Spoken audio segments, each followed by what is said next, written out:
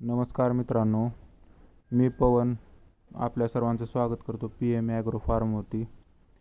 आज मी आपल्याला गावरान कोंबड्याचे वैशिष्ट्य यावरती थोडीशी माहिती देणार आहे।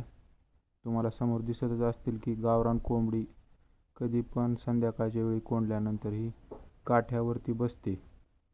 होईल तितकं गावरान कोंबडीला उंचावर बसायची सवय असते, त्यामुळे तुम्ही व्हिडिओमध्ये पण पाहू शकतात तिचं बॅलन्स अप्रतिम असतं। शक्यतो कोंबडी वरच बसणार, रात्रभर वर बसते ती, सकाळी शिवाय खाली उतरत नाही। तुम्ही या व्हिडिओमध्ये बघतच असाल